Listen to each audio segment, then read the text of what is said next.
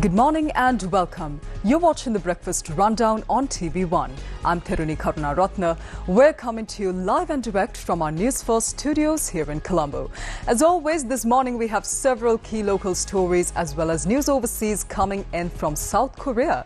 So do stay tuned with us for the news in detail. In our top story for this morning, yesterday, the debate on the policy statement presented by the President to the Parliament began at the first session of the 10th Parliament of Sri Lanka. Now, today is the second day. Yesterday's parliamentary session was chaired by Speaker Dr. Ashoka Ranbala. The debate today will take place from 9:30 a.m. to 5 p.m. A vote is also scheduled to be held at 5 p.m. today. During the debate that began yesterday, several opposition leaders also expressed their views. Additionally, there will be a debate today regarding the disaster situation caused by heavy rainfall recently, which was decided during a meeting of party leaders in the parliament. This debate is set to take place from 5:30 p.m. today to 9:30 p.m.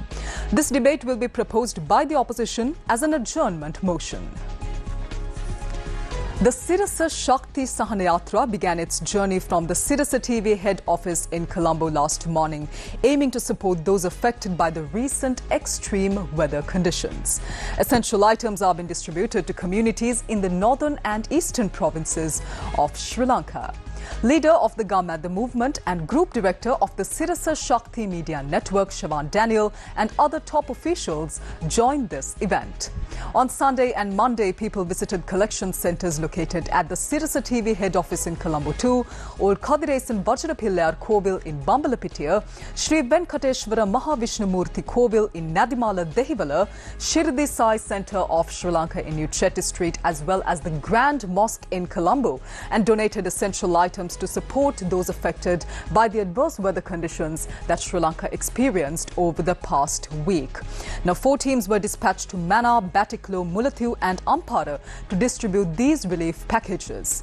The teams which left last morning arrived at their destinations last evening. In the Batiklo district, relief packages were distributed to those affected in Chenkaladi as well as Kulakbankeni.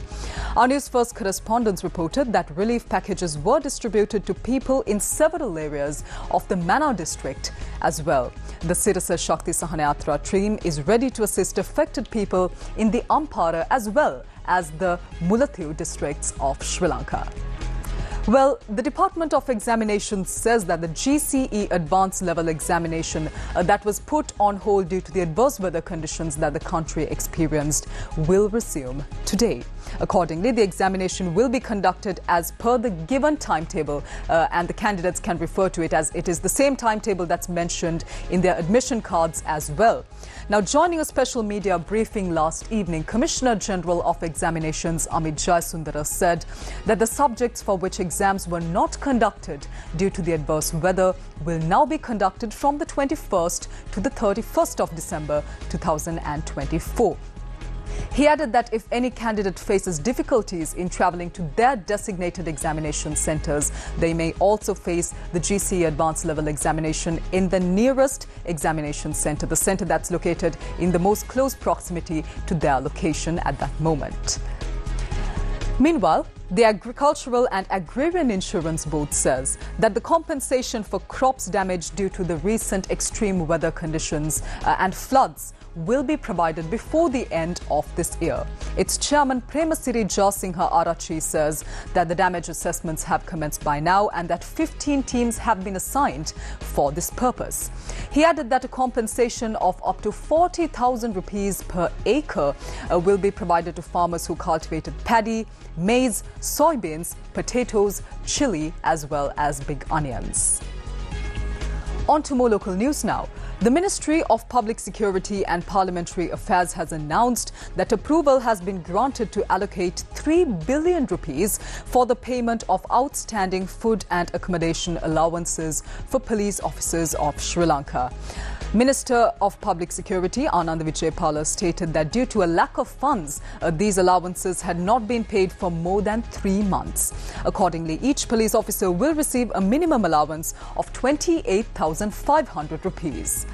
Acting Inspector General of Police Priyantha Veerasurya said that the payment of these overdue funds will begin within the next week. Meanwhile, a report on renewable energy projects planned to be implemented within the country has been handed over to the Ministry of Power and Energy after being studied by the committee appointed for this purpose. Secretary to the Ministry, Professor Udayanga Hemapala, said that the committee has prepared a report after studying about 40 such renewable energy projects. The report includes several recommendations for the implementation of these projects. These recommendations will be presented to the Cabinet of Ministers for further consideration. Based on the decision made by the Cabinet, further steps will be taken regarding the implementation of these renewable energy projects in Sri Lanka. The Secretary to the Ministry added that according to the new Electricity Act, if these renewable energy projects are not commenced before June 2025, they will be considered invalid.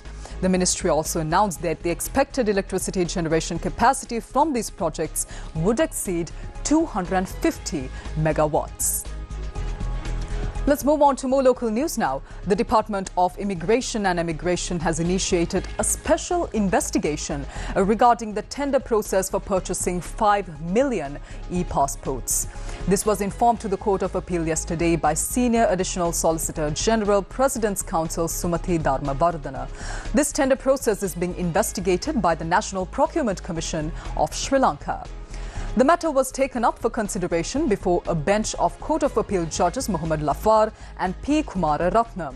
Senior Additional Solicitor General, President's Counsel Sumathi Dharmavardhana, appearing on behalf of the members of the National Procurement Commission of Sri Lanka, stated that during the previous government, the Department of Immigration and Emigration had bypassed the proper procurement process and treated the purchase of 5 million e-passports as an urgent necessity.